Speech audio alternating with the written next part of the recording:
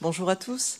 Chers collègues, la commission d'enquête relative à la lutte contre les groupuscules d'extrême droite poursuit ses travaux avec l'audition de Madame Nicole Belloubet, garde des Sceaux, ministre de la Justice.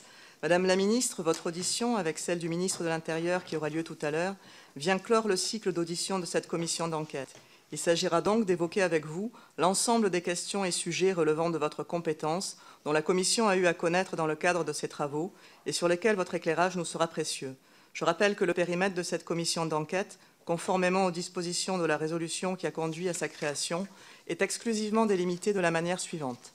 Faire un état des lieux sur l'ampleur du caractère délictuel et criminel des pratiques des groupuscules d'extrême droite, ainsi qu'émettre des propositions, notamment relatives à la création d'outils visant à lutter plus efficacement contre les menaces perpétrées à l'encontre de nos institutions et de leurs agents, ainsi qu'à l'égard des citoyens et citoyennes. Je vous remercie, Madame la Présidente, Monsieur le rapporteur, Messieurs les députés. Je vous remercie de votre invitation qui s'inscrit dans le prolongement de l'audition qui a déjà été réalisée de Madame Catherine Pignon, directrice des affaires criminelles et des grâces, qui m'accompagne à nouveau aujourd'hui et qui a pu vous dresser un état des lieux sur la manière dont le droit pénal et la politique pénale appréhendent la lutte contre les pratiques des groupuscules d'extrême droite. Je sais par ailleurs que dans le cadre de vos travaux, vous avez eu l'occasion d'auditionner le secrétaire d'État auprès du ministre de l'Intérieur, Laurent Nunez. À cette occasion, celui-ci s'est exprimé sur les moyens dont disposent les services de renseignement pour suivre ces groupuscules, ainsi que sur les moyens juridiques dont disposent ces services pour engager, quand cela est nécessaire, une procédure administrative de dissolution de ces groupements. Je crois également savoir que l'ancien secrétaire d'État chargé du numérique, Mounir Majoubi, a pu déposer devant votre commission pour faire état des différentes actions menées par son secrétariat d'État en matière de prévention et de sensibilisation des plateformes contre ce qu'il est désormais convenu d'appeler la fachosphère. Si vous le permettez, je ne m'étendrai pas sur les différents points déjà abordés par mes collègues du gouvernement lors de leurs auditions et je concentrerai mon propos sur les points qui intéressent spécifiquement l'action judiciaire, tant dans son volet pénal que civil.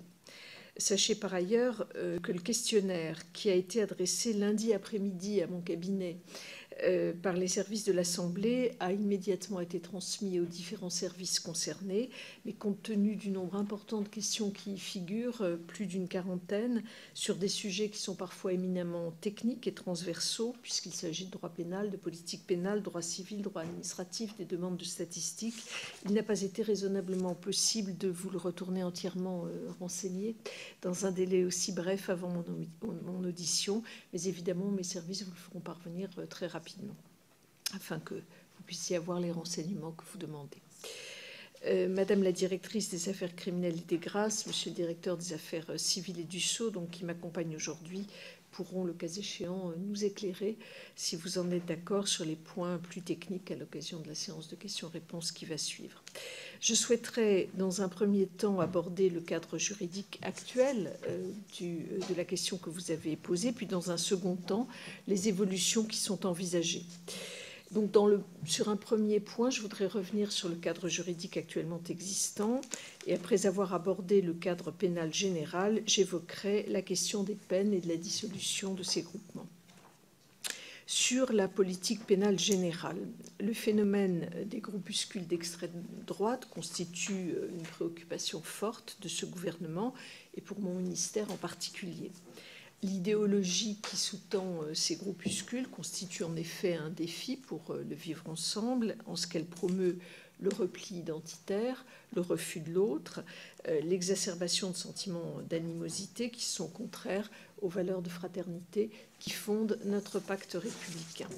Et lorsque cette idéologie se traduit par des propos ou des comportements discriminatoires ou haineux, leurs adeptes tombent alors sous le coup d'infractions pénales. En tant que garde des Sceaux, il m'appartient de mobiliser les acteurs de l'autorité judiciaire autour d'une politique pénale qui vise à lutter contre ce type d'agissement.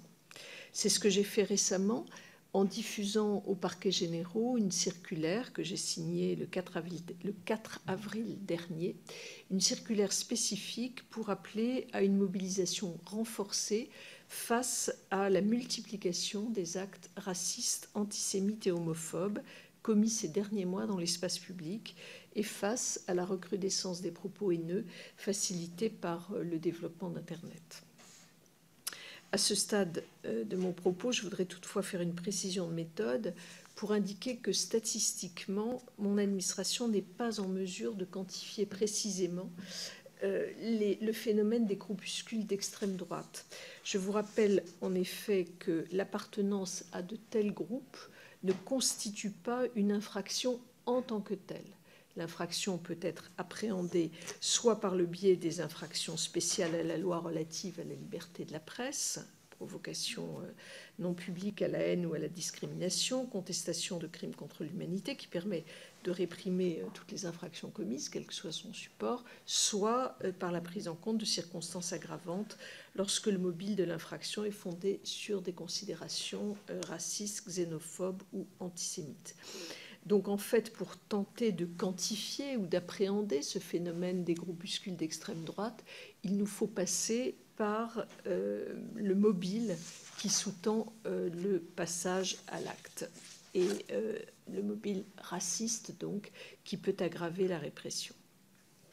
Constitue en effet une circonstance aggravante le fait de commettre une infraction à raison de l'appartenance ou de la non-appartenance de la victime à une prétendue race, une ethnie, une nation, ou à raison de son sexe, de son orientation sexuelle ou de son identité de genre, vraie ou supposée.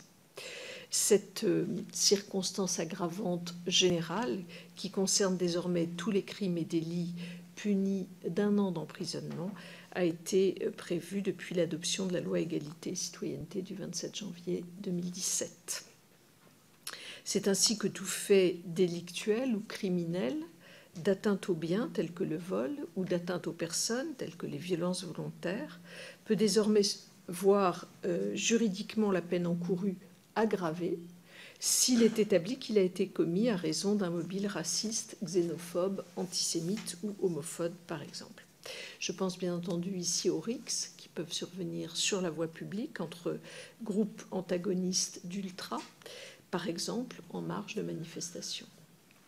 Je pense également aux agressions à mobile racistes commises sur des individus en raison de la couleur de leur peau ou de leur confession religieuse, ou encore aux dégradations qui ont été commises au préjudice de locaux, d'élus progressistes ou d'associations, par exemple pro-migrants.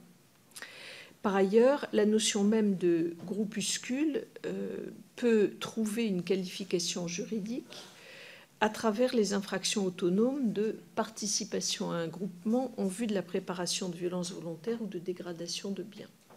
C'est l'article 222-14-2 du Code pénal, voire également d'association de malfaiteurs, c'est l'article 450-1 du Code pénal. La circonstance aggravante de bande organisée, article 132-71 du Code pénal, peut également servir à qualifier pénalement l'action concertée de ce type de groupement.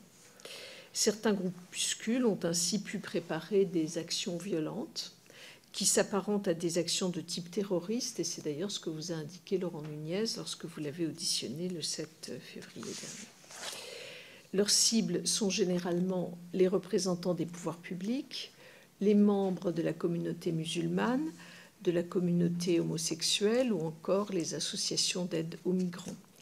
Plusieurs procédures ont ainsi été ouvertes en 2017 et 2018 par la section antiterroriste du parquet de Paris, des chefs d'associations de malfaiteurs terroristes, apologie du terrorisme, détention d'armes ou d'engins explosifs ou incendiaires, visant des membres de l'ultra-droite soupçonnés de fomenter de tels passages à l'acte violent. S'agissant des procédures en cours, il n'est pas possible de les évoquer en détail, mais sachez qu'en la matière, le parquet de Paris travaille en étroite coopération avec les services de renseignement intérieur afin de détecter et de déjouer le plus en amont possible les agissements des membres des mouvances radicales. Donc voilà pour le cadre pénal général. Je voudrais en venir maintenant aux peines encourues et au régime de la dissolution. Les auteurs des faits que je viens de citer s'exposent évidemment à des peines. À titre individuel, chaque individu s'expose à des peines d'emprisonnement ou d'amende dans la limite des maxima prévus pour chaque infraction. À titre d'exemple, la peine d'emprisonnement encourue en cas de violence aggravée va de 3 à 10 ans en fonction de circonstances aggravantes retenues et de 5 à 10 ans en matière d'association de malfaiteurs. Mais au-delà du cas des individus, ces groupuscules peuvent en tant que tels faire l'objet de procédures de dissolution sur la base de différents fondements juridiques, administratifs d'une part ou judiciaires d'autre part. Je vous en dis un mot dans l'instant. Ces groupuscules peuvent donc tout d'abord faire l'objet d'une procédure de dissolution administrative, qui est une mesure de police administrative soumise au ministère de l'Intérieur et qui est prise par le président de la République en Conseil des ministres. C'est l'article L212-1 du Code de la sécurité intérieure. Ce texte, qui est issu de la loi du 10 janvier 1936, vise plusieurs hypothèses, dont la dissolution des associations ou groupements de faits qui présentent par leur forme et leur organisation militaire le caractère de groupes de combat ou de milices privées, ou bien qui provoquent à la discrimination, à la haine ou à la violence. Ainsi, la dissolution du mouvement d'ultra-droite Bastion Social a été prononcée le 24 avril en Conseil des ministres. À ce même Conseil des ministres, d'autres mouvements ont également été dissous. Je les cite. Il s'agit des Petits Reblochons, de l'association Luc Dunhomme, du cercle Frédéric Mistral, du cercle Honoré d'Estienne-d'Orve, de l'association Arvernis et de Solidarité Argentoratum. C'est également sur ce fondement qu'ont été dissous en 2013, donc il y a déjà quelque temps, plusieurs groupes d'extrême droite, l'Œuvre française, Troisième Voie et les Jeunesses nationalistes révolutionnaires. Donc, au-delà de la dissolution, mesure de police administrative, ces groupuscules peuvent également faire l'objet d'une dissolution ordonnée par l'autorité judiciaire. Sur le plan pénal, il existe en effet une peine complémentaire de dissolution de la personne morale qui est prévue par le Code pénal, c'est l'article 131-39. Elle ne s'applique que dans les cas limitativement prévus, meurtre, torture, terrorisme, et elle est soumise à des conditions strictes. Cette mesure suppose en effet qu'une infraction ait été commise pour le compte de la personne morale par ses organes ou représentants et que la personne morale a été créée ou détournée de son objet pour commettre les faits incriminés. Enfin, sur le plan civil, une action en dissolution d'une association ayant un objet illicite peut être introduite par voie d'assignation devant le tribunal de grande instance du ressort du siège social de l'association à l'initiative du ministère public ou de tout intéressé. La loi du 1er juillet 1901 prévoit en effet dans son article 3 que, je cite, « toute association fondée sur une cause ou en vue d'un objet illicite, contraire aux lois, aux bonnes mœurs ou qui aurait pour but de porter atteinte à l'intégrité du territoire national et à la forme républicaine du gouvernement, est nulle et de nul effet. » Ce fondement pourrait éventuellement être retenu s'il était démontré que l'association en cause, au-delà des infractions potentiellement commises, a été fondée sur une cause ou en vue d'un objet illicite contraire aux lois ou aux bonnes mœurs. La jurisprudence en a une appréciation relativement stricte au regard de la valeur constitutionnelle de la liberté d'association qui a été érigée par une décision du 16 juillet 1971 du Conseil constitutionnel en un principe fondamental reconnu par les lois de la République. Elle est également protégée, cette liberté d'association, par l'article 11 de la Convention européenne des droits de l'homme. Ainsi, juridiquement, nous disposons de deux régimes administratifs et judiciaires qui sont distincts, même si, en pratique, les motifs qui peuvent justifier la dissolution, soit dans l'objet de l'association, soit dans ses activités, peuvent être les mêmes. Après avoir dressé le cadre juridique actuel, fondé sur la politique pénale générale et sur la question des peines et des dissolutions, je voudrais maintenant envisager les principales évolutions auxquelles nous tentons de répondre. Ces évolutions concernent à la fois la question de la diffusion de la haine sur Internet et les avancées qui sont permises par la récente loi de réforme de la justice. Tout d'abord, la question de la problématique de la diffusion de la haine sur Internet.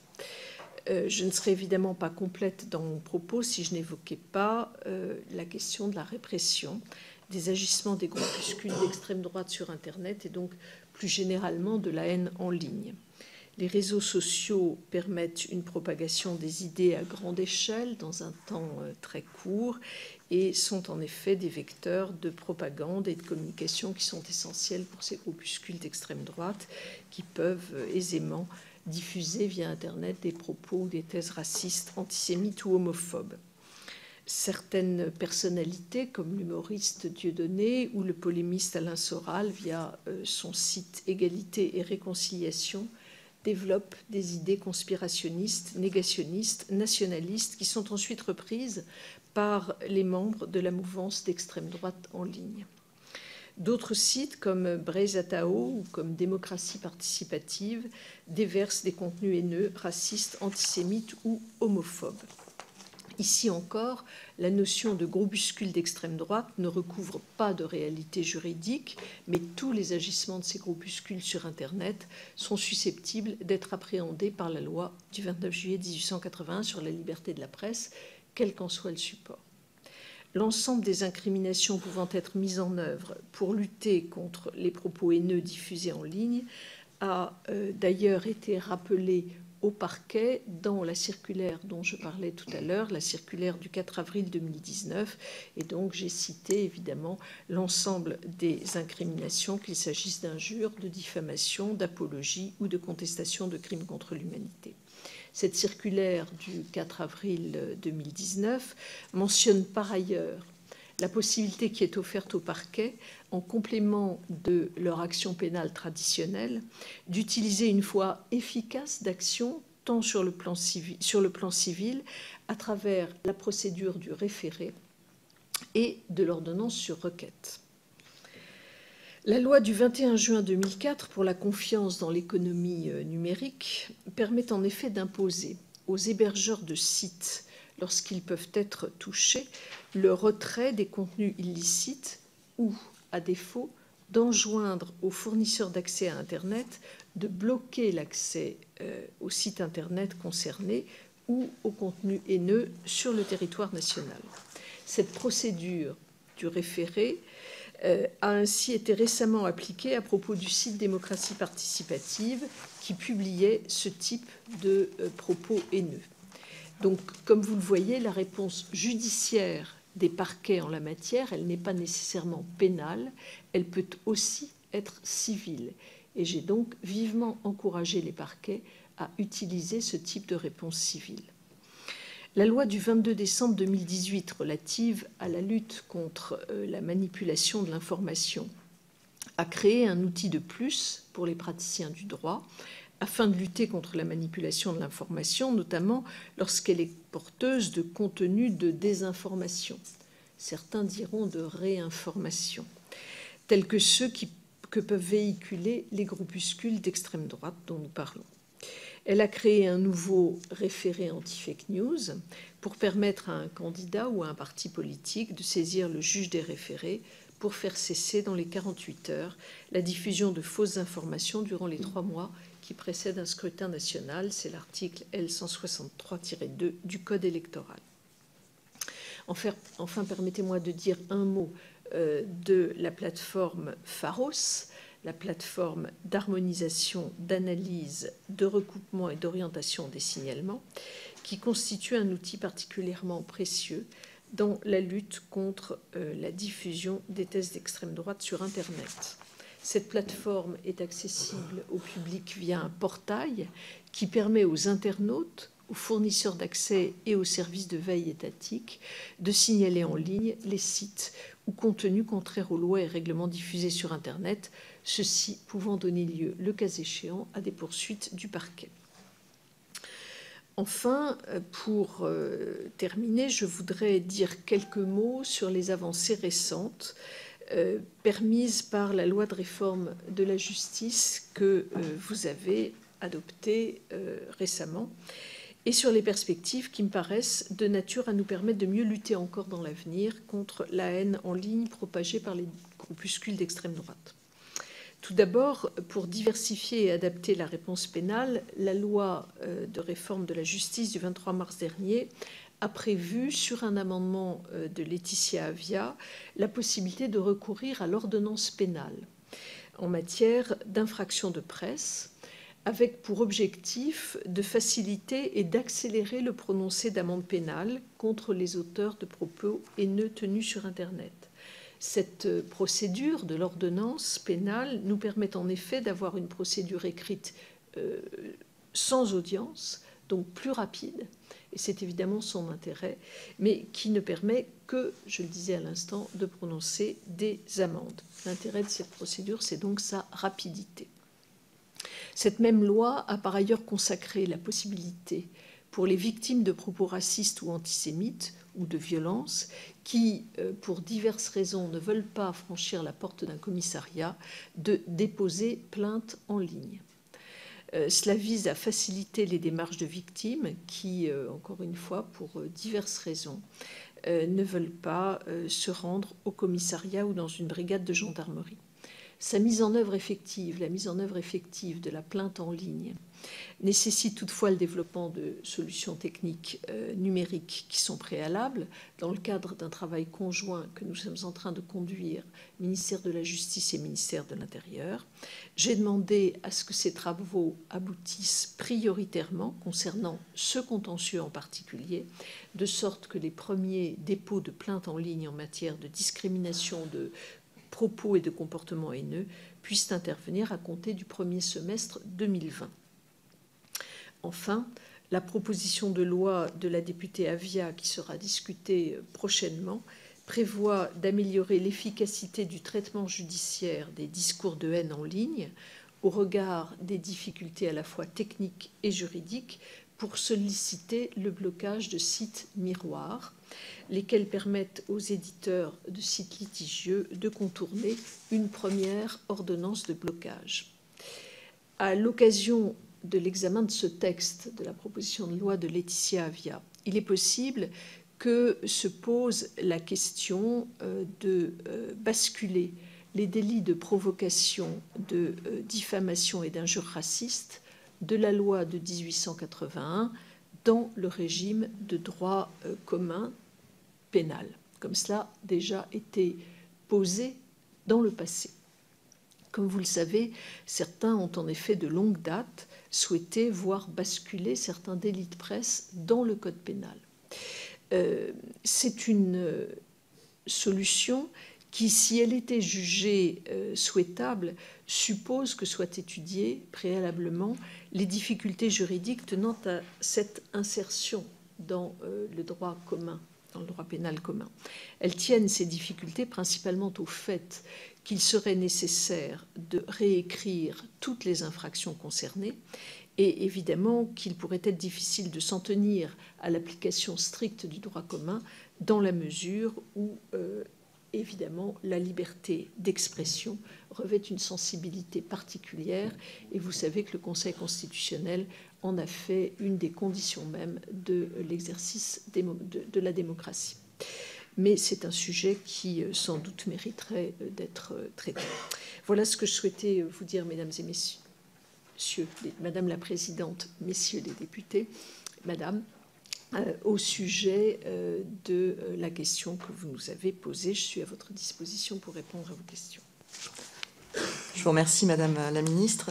Je voulais vous demander ce que vous pensez de l'Allemagne qui sort un rapport annuel qui classe un petit peu, qui suit les différents groupes de l'ultra-droite pouvant menacer l'ordre constitutionnel.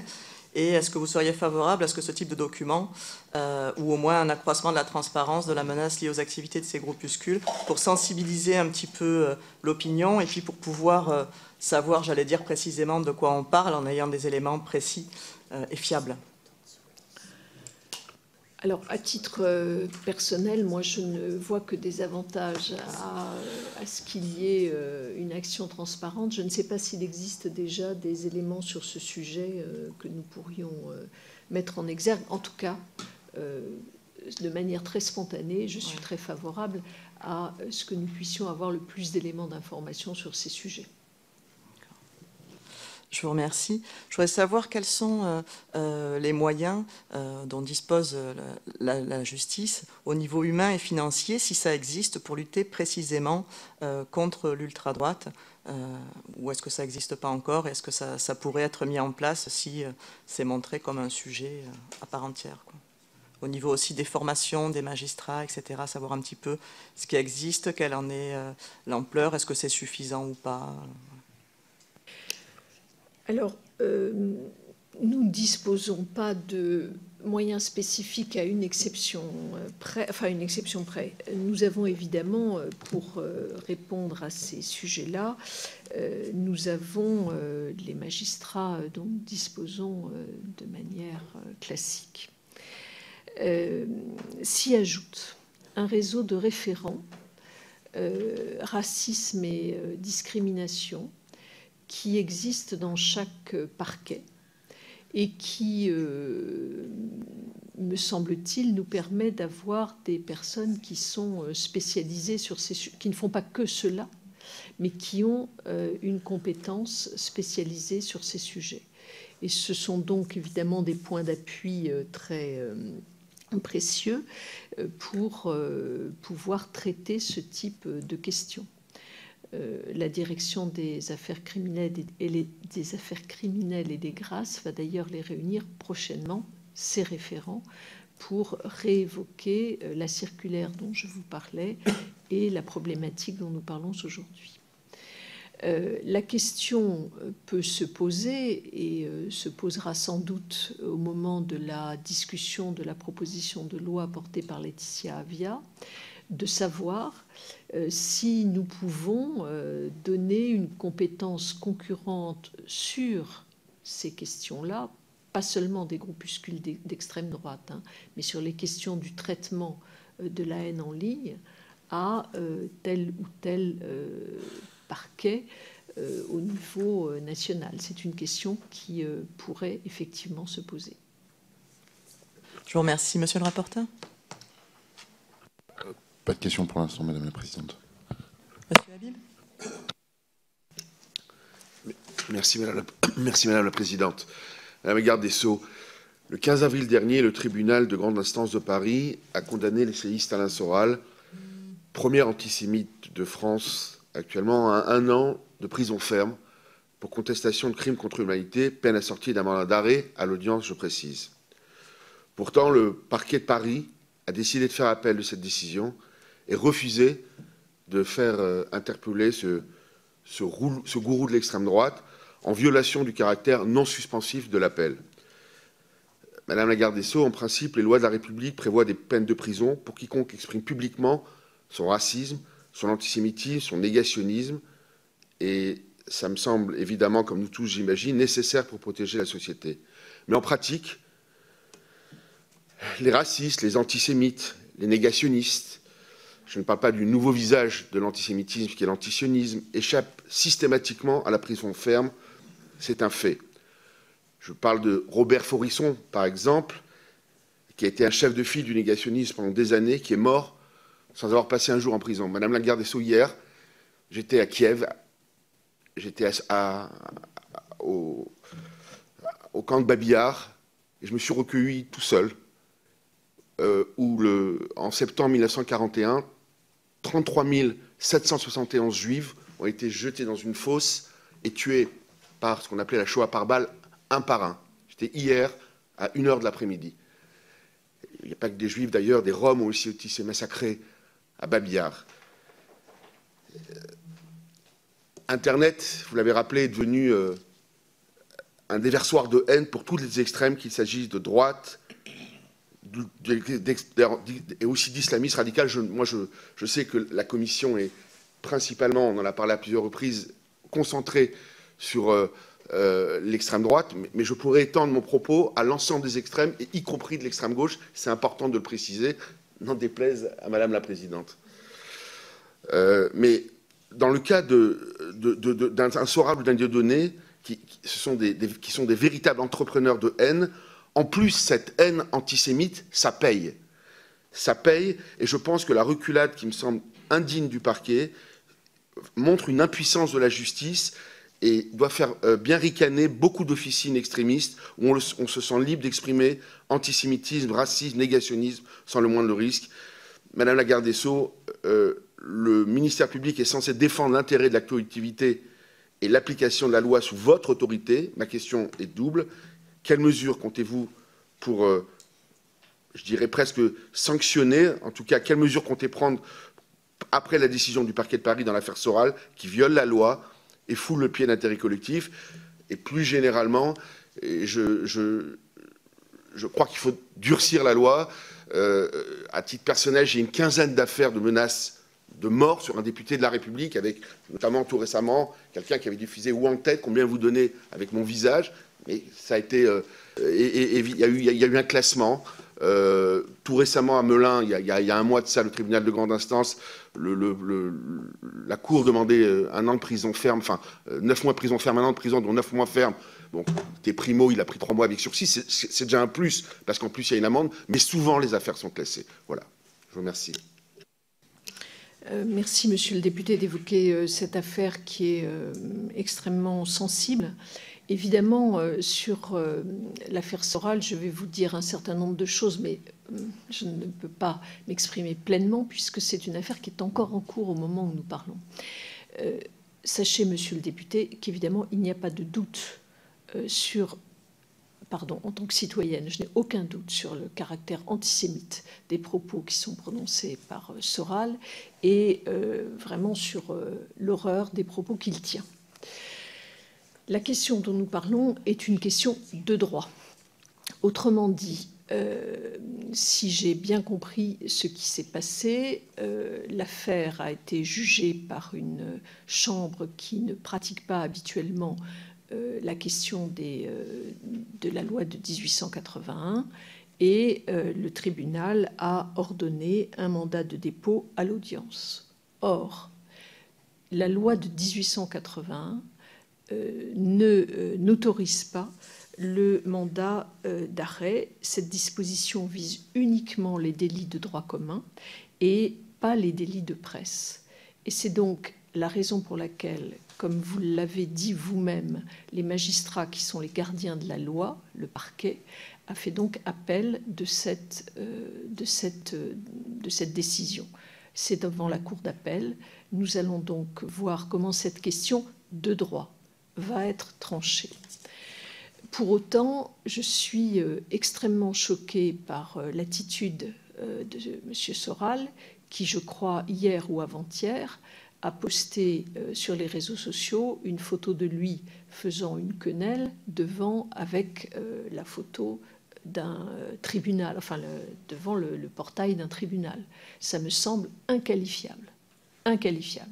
Et donc, je vais voir ce qu'il est, de ce point de vue-là, possible de faire. Sur l'affaire elle-même, je ne peux pas vous en dire plus, mais la question que vous posez est bien celle de l'application de la loi de 1881. Juste, Madame la Présidente, vous avez abordé la question de la quenelle. Un seul micro à la fois, s'il vous plaît, merci. Oui, j'ai moi-même proposé tout récemment, j'avais fait un projet de loi, d'ailleurs c'était le dernier projet de loi avec Jean-Louis Borloo, quelques semaines avant qu'il quitte l'Assemblée, justement pour essayer, parce que par rapport à l'affaire que vous mentionnez et de la quenelle que Soral vient de faire, de pénaliser dans des circonstances particulières, par exemple devant des lieux de mémoire, devant des synagogues, devant la maison d'Anne Frank, devant le mémorial à Auschwitz, etc., de pénaliser la quenelle. Évidemment, quelqu'un qui veut faire des quenelles chez lui à la maison tout seul, ou chez lui, quand bien lui fait, ça n'a aucune importance.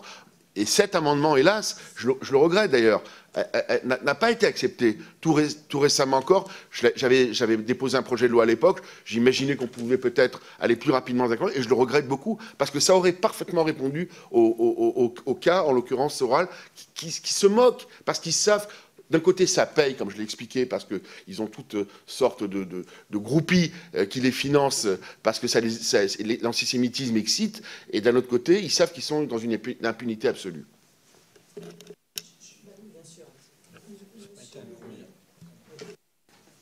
Monsieur le député, certes, il n'y a pas eu de mandat de dépôt. Dans l'affaire Soral, il n'y a pas eu de mandat de dépôt, et donc c'est la question de droit qui se pose, mais je rappelle qu'il a quand même été condamné à 1 an de prison. La condamnation reste. C'est juste la question du mandat de dépôt qui est ici posée, qui est une question, encore une fois, juridique, liée précisément à l'application de la loi de 1881. Monsieur Juanico ? Oui, Madame la garde des Sceaux, vous avez évoqué dans votre propos liminaire la dissolution du bastion social ancien groupe Union Défense et sa dissolution donc en Conseil des ministres le 24 avril sur les fondements de l'article L212-1 du Code de sécurité intérieure. Nous ne pouvons que nous réjouir de cette dissolution qui concerne également les 6 associations satellites qui composaient le bastion social, qui, je le rappelle, est implanté à Lyon, aussi à Lille. C'est un groupuscule d'extrême droite qui véhicule les idées antisémites, racistes et qui n'hésite pas à procéder à des actions violentes. Mais au-delà du bastion social, d'autres associations doivent faire l'objet de dissolution, comme l'a annoncé le chef de l'État lors du dîner du Conseil représentatif des organisations juives de France le 20 février dernier. Les groupuscules Blood and Honor, Hexagone et Combat 18. Pourriez-vous, Madame la Ministre, nous dire ce qu'il en est de l'état des procédures aujourd'hui pour ces 2 groupuscules? Et d'autre part, nous savons aussi par expérience que la dissolution ne résout pas tous les problèmes. En effet, je prends un exemple, le président de la branche alsacienne du bastion social, dans une interview au quotidien L'Alsace récemment, a annoncé qu'on verra comment continuer à faire valoir nos idées sous une autre forme. Si on ne peut plus utiliser le nom, au pire, ça changera nos t-shirts et nos drapeaux. C'était sa réaction suite à la dissolution de Bastion Social. D'où mes questions, Madame la garde des Sceaux.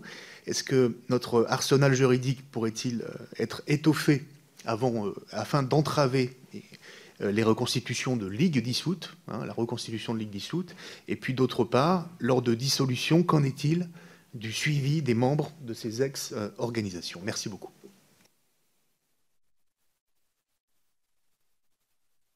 Alors, monsieur le député, je suis un petit peu ennuyée pour répondre à votre question dans la mesure où la dissolution, comme je le disais tout à l'heure, de ces associations, enfin ennuyée pour répondre à la première partie de votre question, et d'ailleurs aussi un peu ennuyée pour répondre à la deuxième partie, mais je suis sûre que mes collègues vont m'aider sur la deuxième partie. Sur la première partie, ce sont des mesures administratives de dissolution qui sont donc conduites par le ministère de l'Intérieur, et ce sont eux qui instruisent les dossiers. Donc pour les associations dont vous parliez, Hexagone, etc., je ne sais pas exactement où en est la procédure d'instruction. Je dois dire simplement que lors du Conseil des ministres du 24 avril, le ministre de l'Intérieur a lui-même réaffirmé qu'il y aurait d'autres dissolutions qui interviendraient prochainement. Je ne sais pas précisément où en est l'instruction de chacun de ces dossiers. Vous évoquez ensuite, et c'est la deuxième partie de votre question, vous évoquez ensuite le fait que la dissolution ne résout pas tous les problèmes. Vous m'interrogez sur le point de savoir si nous suivons les individus qui ont fait partie de ces associations. À vrai dire, je ne le sais pas spontanément. Je répondrai évidemment que nous les suivons sur la base des dispositions pénales dont nous disposons et que j'ai rappelées devant vous tout à l'heure, c'est-à-dire à la fois les circonstances aggravantes ou des infractions comme cela. Je ne sais pas si nous avons d'autres possibilités de suivre, et je me retourne vers mes collègues, d'autres possibilités de suivre ces personnes. Catherine ? Je peux, Madame la Présidente. Alors, vous pouvez, mais il va falloir juste prêter serment. Veuillez, s'il vous plaît, lever la main droite et jurer de dire la vérité, rien que la vérité. Je vous remercie. Je le jure. Je vous remercie, vous pouvez parler.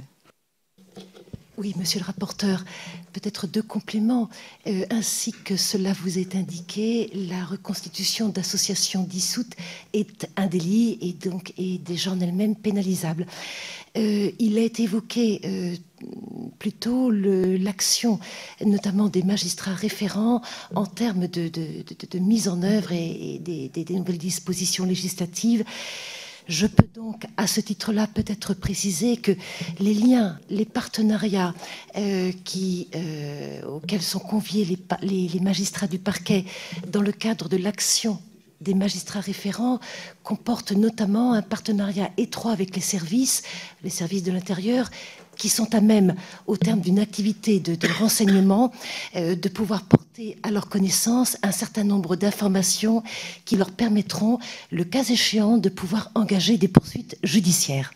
C'est un des points sur lesquels l'attention des magistrats du parquet sera appelée à l'occasion du regroupement dont il a été fait état. Merci.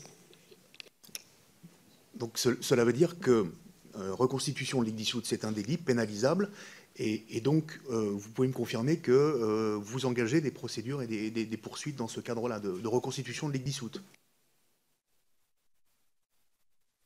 Dès que les faits sont établis et que l'information vient à la connaissance de l'autorité judiciaire, oui, les poursuites judiciaires seront engagées. Bien sûr, allez-y. Juste également, monsieur le député, qui n'êtes pas encore rapporteur, mais... Voilà, c'est ça. Monsieur le député, juste un mot pour dire également, évidemment, que toutes ces personnes sont ensuite suivies par le renseignement, qu'il s'agisse de la DGSI ou du renseignement territorial, et s'ils sont incarcérés, évidemment, par le Bureau central du renseignement pénitentiaire, pour aider, appuyer, évidemment, ensuite la judiciarisation. Monsieur le rapporteur ? Oui, merci Madame la Présidente. Vous devrez.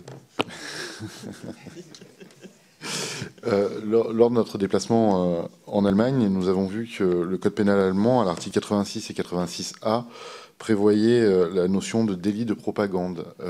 J'aurais aimé savoir quelle était la position, si vous connaissiez ce délit de propagande et ce que cela voulait dire, et de deux, si la France pouvait s'en inspirer pour son code pénal. Je vous remercie. Est-ce que là encore, je peux faire appel à Madame la directrice ? Si le délit de propagande n'est pas en tant que tel spécifié, les incriminations qui existent au niveau de la loi de 1880 sur la presse permettent de réprimer par équivalence ce type de comportement. Je pense notamment à ce qui concerne des infractions de provocation, par exemple. Donc je considère que notre arsenal législatif est à même de réprimer, comme je l'indique, par équivalence, le type d'infraction et de comportement que vous soulignez, monsieur le rapporteur. Merci. Ce sera la réponse à la question numéro 32 du questionnaire, qui est déjà esquissée. J'aurais une question. Le directeur des libertés publiques et des affaires juridiques du ministère de l'Intérieur, que nous avons auditionné, a indiqué à la Commission que peu de procédures sont engagées pour reconstitution de ligues dissoutes sur le fondement de l'article 431-15 du Code pénal. Alors qu'il nous a été indiqué que la plupart des groupes étaient dans une logique quasi systématique de reconstitution. Comment vous l'expliquez? Et comment on pourrait, à votre avis, améliorer un peu ça?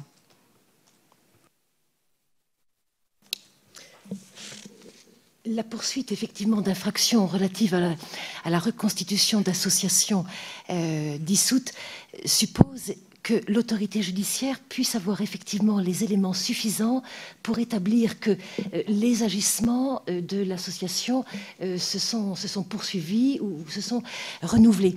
Sur ce point-là, ainsi que je l'indiquais, il est important qu'il y ait un partenariat et des échanges étroits entre les services, et je pense notamment aux services de renseignement, qui sont à même d'apporter un certain nombre d'éléments qui puissent être judiciarisés de manière à ce que les magistrats du ministère public puissent ainsi apporter des éléments de preuve suffisants pour pouvoir effectivement caractériser ce délit. Ce sera l'un des points effectivement qui sera abordé avec l'ensemble des magistrats référents, parce que je pense qu'il faut être effectivement vigilant sur l'ensemble des signaux qui peuvent permettre effectivement de caractériser le renouvellement des agissements de telles associations en dépit de la condamnation qui est intervenue. Je vous remercie pour votre réponse. Effectivement, les dernières condamnations pour ce motif peuvent paraître un peu étonnantes. Faisant suite aux dissolutions prononcées en 2013, ont été 80 jours d'amende, par exemple, et de 50 € pour M. Yvan Benedetti, qui se présente comme le président envers et contre tout de l'œuvre française, et 30 jours d'amende et 50 € pour Alexandre Gabriac. alors que ces personnes risquaient plusieurs années d'emprisonnement et 45 000 € d'amende. Donc on peut être surpris un peu par la légèreté de ces peines. Qu'en pensez-vous ?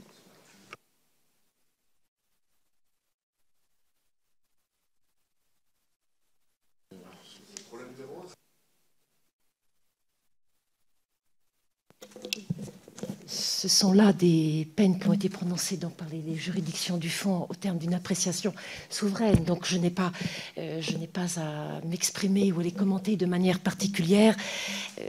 Est-ce que vous pensez qu'il faudrait peut-être faire évoluer un petit peu ça, et comment ? Il me semble que les peines encourues sont déjà assez élevées. Il faut distinguer la peine encourue de l'application ensuite par les de l'usage qui est fait, oui, tout à fait. Et comme le dit Madame la directrice, c'est évidemment l'appréciation souveraine des magistrats. Peut-être un peu une sensibilisation, alors. Je vous remercie. Tu voulais dire quelque chose, vraiment ? Monsieur Lavergne. J'ai une question qui rejoint un petit peu l'ensemble du débat qu'on vient d'avoir, mais on s'aperçoit au travers des questions qui sont posées, des réponses qui sont apportées, que, a priori, l'arsenal juridique existe. On voit bien au travers du projet de loi porté par Laetitia Avia qu'il y a effectivement des choses à améliorer par rapport à la problématique du numérique. Mais voilà, on se sent quand même effectivement, par rapport à la volonté, on va dire, du peuple, majoritairement, au travers de ces députés, la nécessité de renforcer un petit peu les choses. Et on se trouve, en quelque sorte, devant un mur.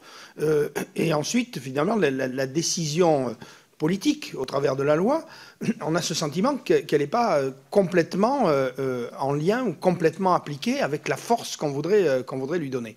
Alors, vous avez parlé tout à l'heure d'une circulaire qui a été adressée par vos services. Est-ce qu'à nouveau, il faut enfoncer le clou par rapport à ça pour que, enfin, la volonté politique, l'esprit du législateur, l'esprit de la loi puisse se traduire par des décisions de justice qui correspondent à l'objectif qui est assigné dans la loi? Je crois que vous posez, monsieur le député, la question de l'état de droit. C'est-à-dire que le législateur a une volonté politique qu'il traduit dans les textes et les magistrats, ensuite, dans le cadre de leur appréciation circonstanciée des faits, vont appliquer ce texte à des situations particulières.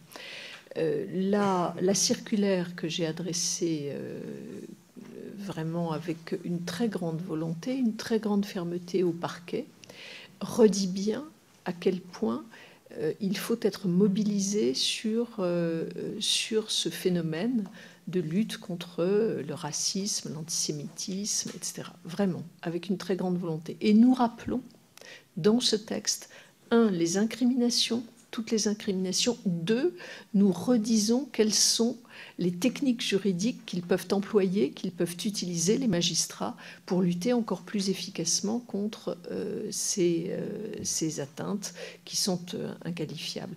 Et lorsque nous rappelons le référé civil, c'est quelque chose qui est très peu utilisé dans les faits.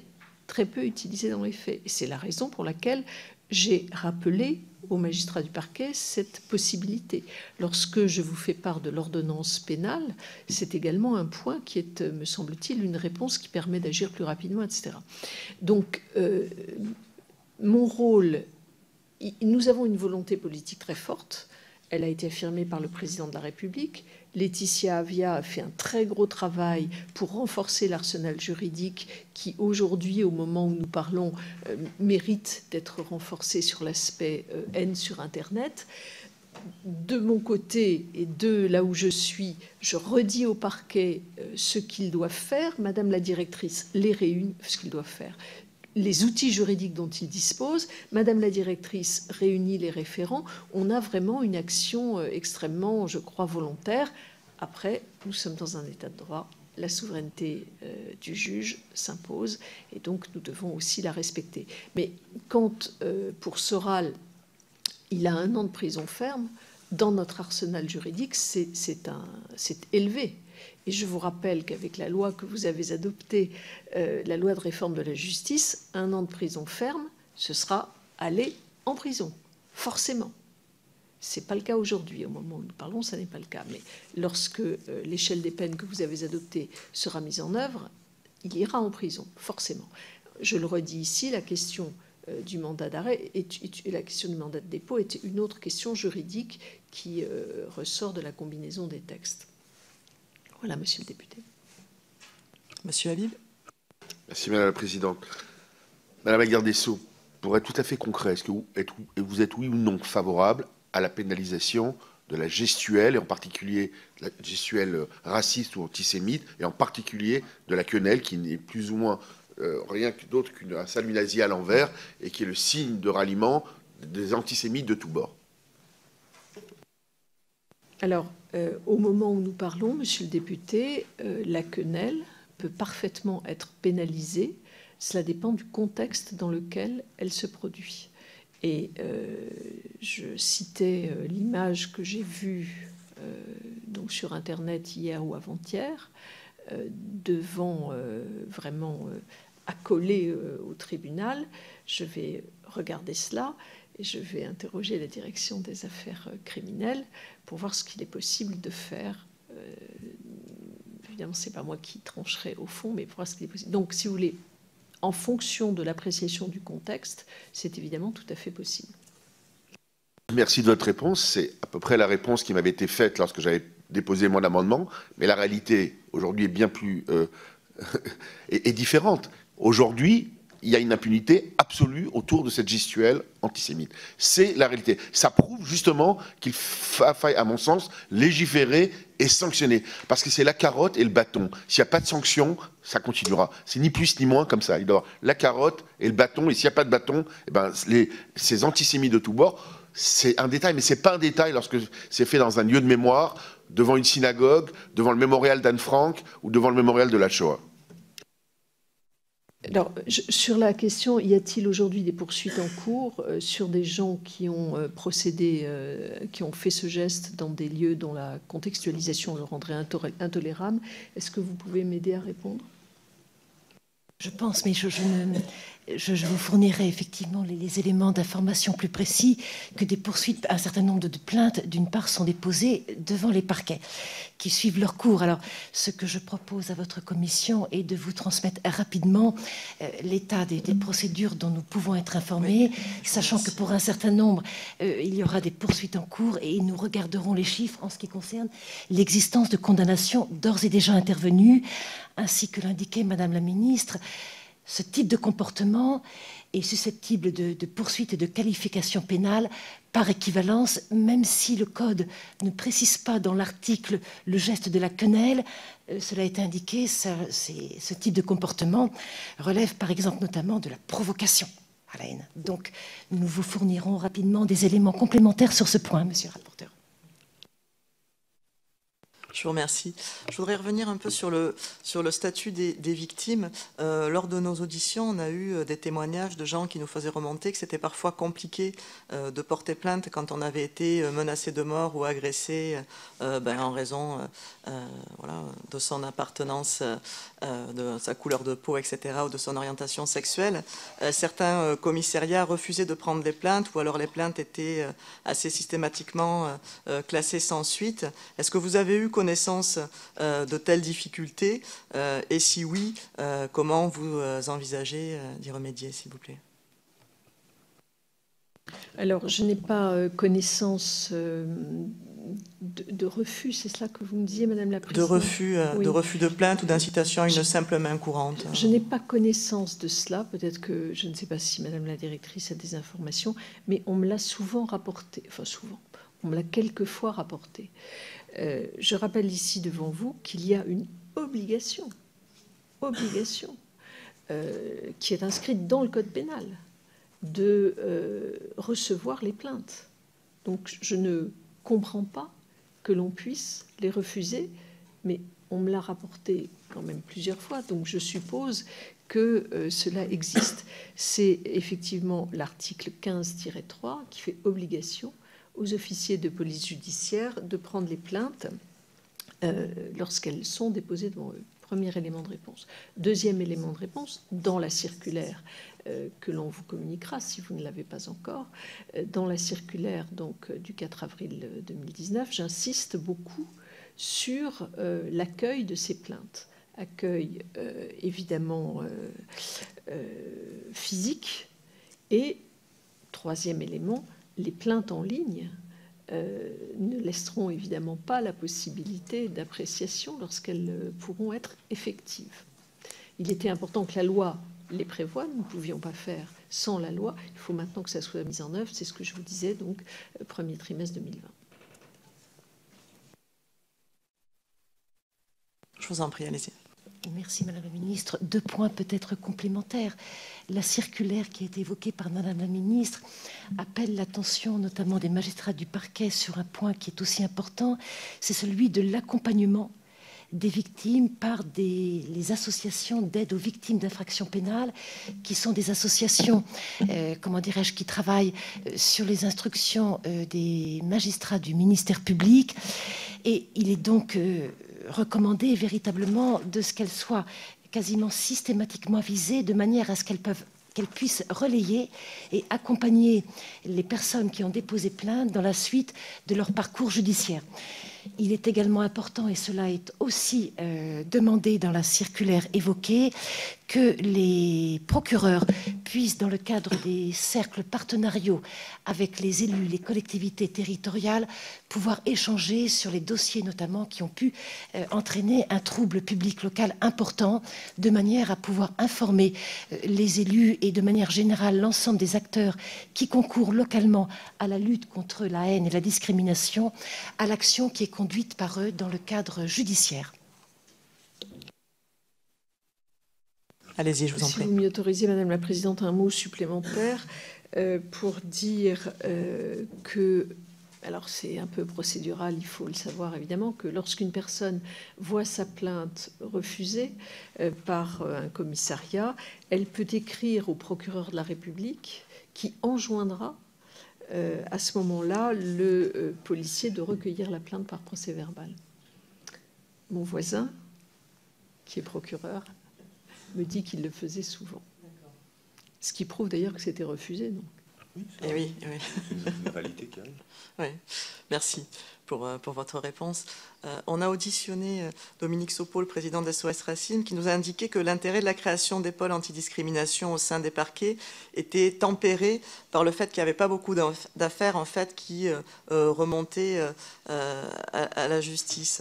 À moins que l'information, disait-il, ne nous parvienne pas, soit les pôles antidiscrimination n'ont pas été mis en place par les parquets, soit ils l'ont été faits de façon pas trop effective et nous ne sommes pas au courant de leur existence. Est-ce que vous pouvez nous expliquer un petit peu ce que c'est que ces pôles antidiscrimination, comment ça fonctionne et où on en est? Madame la Présidente, je dis quelques mots et je passerai ensuite la parole à Madame la Directrice. Alors, ces pôles antidiscrimination, ce sont constitués des magistrats référents dont je vous parlais tout à l'heure. L'intérêt d'avoir constitué ces pôles, c'est évidemment par les partenariats qui sont noués avec la société civile, de pouvoir faire remonter des affaires. Enfin, l'un des intérêts, c'est évidemment que les magistrats puissent être spécialisés dans l'utilisation et le maniement de ces concepts. L'autre, c'est donc par les partenariats d'arriver à faire remonter des affaires qui, sinon, ne viendraient pas devant le juge. Voilà, Madame la Directrice. Oui, il est vrai qu'en la matière, le nombre de plaintes est relativement faible, pour un ensemble de raisons. Peut-être parfois aussi par la réticence de la personne à déposer plainte elle-même pour un certain nombre de raisons, mais c'est une réalité que nous constatons. Tout l'intérêt de ces pôles antidiscrimination, c'est de pouvoir mettre en réseau un certain nombre d'acteurs qui sont en mesure de signaler ce qui n'arrive pas nécessairement par la victime elle-même. Je pense notamment à un acteur qui peut être tout à fait important dans la mise en place et le développement de ces réseaux, ce sont les délégués du défenseur des droits sur les territoires. Ce sont des personnes qui sont à même de recevoir un certain nombre de doléances, d'échanger également avec l'autorité judiciaire de manière à faire émerger, j'allais dire, les les procédures judiciaires lorsqu'elles ont vocation à donner lieu à des poursuites pénales, mais également parce que c'est tout un pan que l'on peut observer aussi dans un certain nombre de situations. Les victimes ne souhaitent pas et ne déposeront pas plainte parce que les faits, par exemple, de discrimination sont intervenus à l'occasion, par exemple, d'une relation de travail dans le cadre de leur emploi, et que la préoccupation première est le souhait de régler la question, mais de garder son emploi.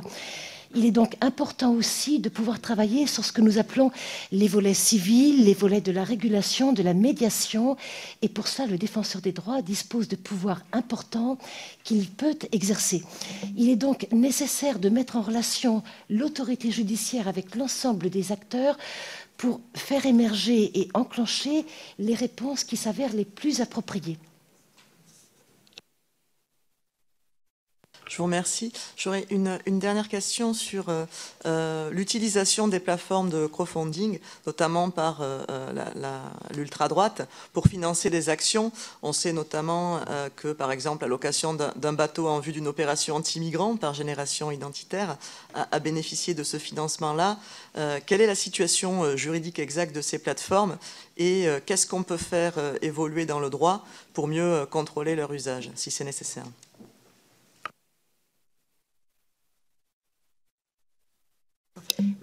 Oui, effectivement, vous soulevez une réalité qui est tout à fait préoccupante.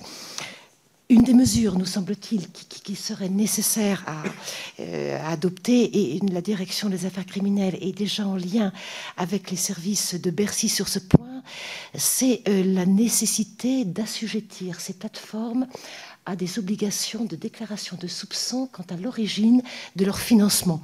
Vous savez, un certain nombre d'établissements effectivement financiers, mais également de professions, sont assujettis à cette obligation de déclaration de soupçons afin de pouvoir faire émerger et de diligenter des enquêtes judiciaires, le cas échéant, sur l'origine, et notamment illicite ou illégale de ces plateformes.